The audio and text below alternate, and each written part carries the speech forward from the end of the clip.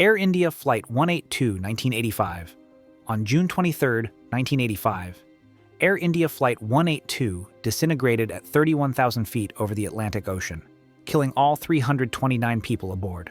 The Boeing 747 was flying from Montreal to Delhi when a bomb hidden in a suitcase exploded mid-flight. Sikh extremists from the Babbar Khalsa group planted the device as revenge for India's 1984 military operation at the Golden Temple in Amritsar. Canadian authorities had received warnings about possible attacks but failed to act decisively. The bomb was checked in Vancouver and transferred without inspection, revealing massive security lapses.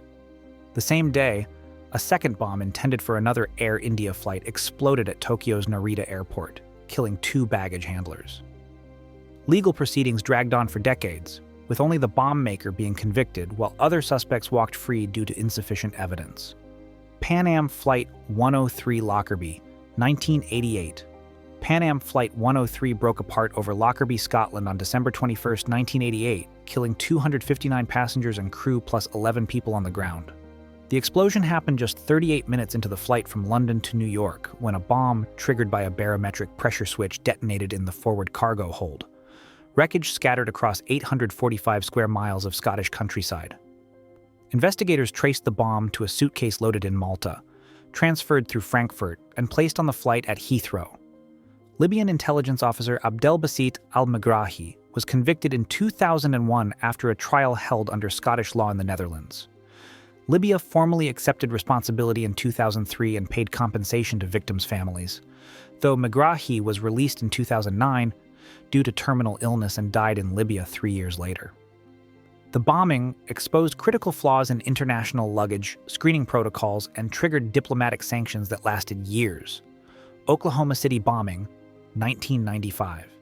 At 9:02 a.m. on April 19, 1995, a truck bomb containing 5,000 pounds of ammonium nitrate fertilizer and fuel oil destroyed the Alfred P. Murrah Federal Building in Oklahoma City. Timothy McVeigh, a Gulf War veteran, parked the rental truck outside and walked away moments before the blast killed 168 people and injured over 600. Among the dead were 19 children in a daycare center housed inside the building. The explosion destroyed 1/3 of the 9-story structure and damaged over 300 nearby buildings. McVeigh claimed the attack was retaliation for federal actions at Ruby Ridge in 1992 and the Waco siege in 1993. Police arrested him just 90 minutes after the bombing during a routine traffic stop, later linking him to the attack through forensic evidence.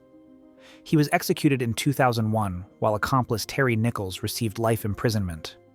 The bombing brought attention to extremist militia movements and prompted nationwide security upgrades around federal buildings. September 11th attacks, 2001.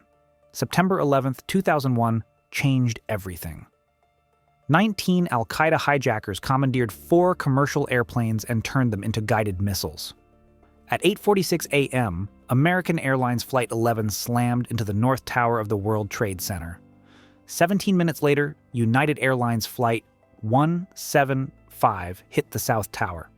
At 9:37 a.m., American Airlines Flight 77 crashed into the Pentagon. United Airlines Flight 93 was headed for Washington, D.C., but passengers fought back and the plane crashed in a Pennsylvania field. Both twin towers collapsed within hours, killing nearly 3,000 people, including hundreds of first responders. The attacks triggered the War on Terror, with American forces entering Afghanistan weeks later to dismantle al-Qaeda and remove the Taliban. Osama bin Laden, the mastermind, was killed by Navy SEALs in Pakistan in 2011. First responders suffered long-term health problems from toxic dust exposure, and the event fundamentally reshaped global security policies, airport protocols, and international military strategy. Balai bombings, 2002. On October 12, 2002, coordinated bombs ripped through Bali's tourist district of Kuta, killing 202 people and injuring over 200. A small device detonated inside Paddy's pub sent panicked tourists fleeing into the street, where a massive van bomb exploded outside the Sari Club, causing catastrophic destruction. 88 Australians died, along with 38 Indonesians and victims from more than 20 countries. Jamaah Islamiyah, a Southeast Asian Islamist group with al-Qaeda ties, carried out the attacks. Investigators arrested several key operatives and 3 men were executed in 2008. The bombings shocked Indonesia and exposed serious gaps in the country's counter-terror capabilities. Australia increased security cooperation with Southeast Asian nations, and Indonesia overhauled its intelligence operations. A third device exploded near the U.S. consulate in Denpasar, but caused no injuries. Madrid train bombings, 2004. 10 bombs exploded across 4 commuter trains in Madrid on March 11, 2004, killing 193 people and wounding around 200,000 during morning rush hour. The attacks happened 3 days before Spain's general elections. Spanish authorities initially suspected the Basque separatist group ETA, but evidence quickly pointed to Islamic extremists inspired by al-Qaeda. The bombs were packed in backpacks and detonated by mobile phones.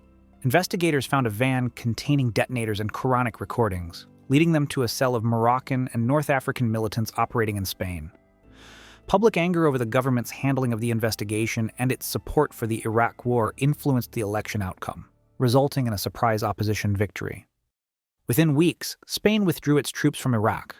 21 individuals were tried in 2007, with several convicted, though some high-profile suspects were acquitted due to insufficient evidence.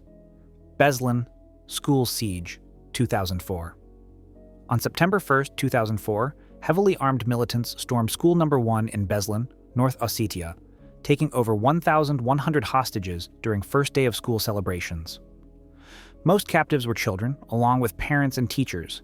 The attackers were Chechen and English militants demanding Russian military withdrawal from Chechnya. For 3 days, hostages were crammed into a gymnasium without food, water, or medical care, while explosives lined the walls. Several hostages were executed to pressure authorities. On September 3rd, explosions and gunfire triggered a chaotic assault by Russian security forces. The violent firefight killed 334 hostages, including 186 children, with hundreds more injured.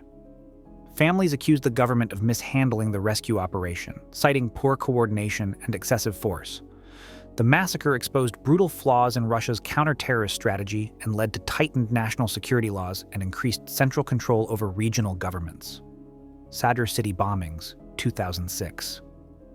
Multiple car bombs detonated within minutes of each other in Baghdad's Sadr City on November 23, 2006, killing at least 215 people and injuring over 250.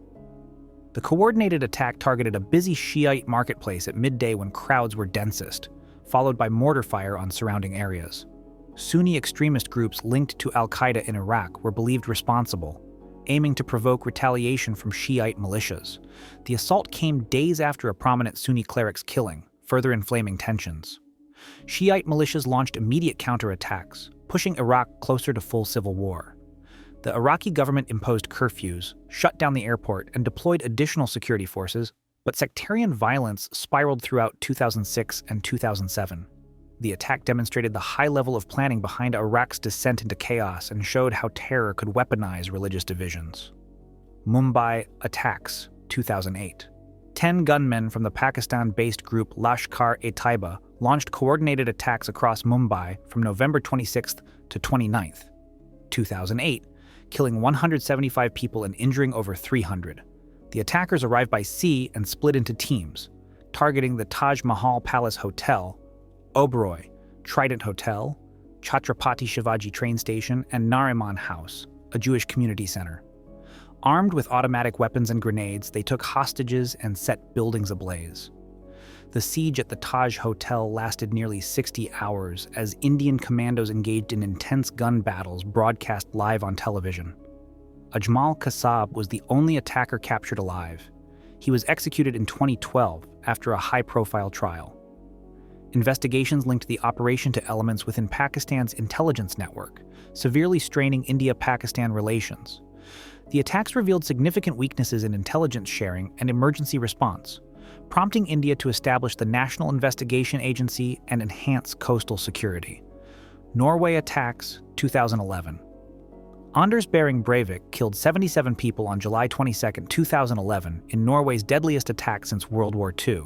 He first detonated a car bomb near government buildings in Oslo, killing 8 people and damaging the Prime Minister's office. Less than 2 hours later, disguised as a police officer, Breivik traveled to Utoya Island where a Labour Party youth camp was underway. He systematically hunted and shot 69 people, mostly teenagers, over more than an hour before police arrived. Breivik claimed far-right ideology motivated him, blaming multiculturalism and immigration for Europe's decline. He published a manifesto online before the attacks outlining his extreme beliefs and calling for violence. Norway sentenced him to 21 years in prison, the maximum sentence, with the possibility of extension. The attacks forced Norway to confront domestic extremism and reassess security preparedness. Westgate Mall attack, 2013. 4 gunmen affiliated with al-Shabaab stormed Nairobi's upscale Westgate shopping mall on September 21, 2013, beginning a 4-day siege that killed at least 67 people and injured over 175. The attackers targeted non-Muslims, reportedly quizzing hostages on Islamic practices before deciding their fate. Using automatic weapons and grenades, they controlled large sections of the mall and set fires during the standoff. Kenyan security forces launched multiple rescue operations but faced criticism for slow response times and poor coordination between military and police units. Al-Shabaab claimed the attack as retaliation for Kenya's military intervention in Somalia. Surveillance footage showed the attackers moving calmly through the mall, indicating detailed planning. The siege highlighted al-Shabaab's ability to strike beyond Somalia and led to increased counter-terror cooperation between Kenya and its international allies. Paris attacks, 2015. Coordinated terror strikes across Paris on November 13, 2015, killed 130 people and injured over 400 at 6 locations.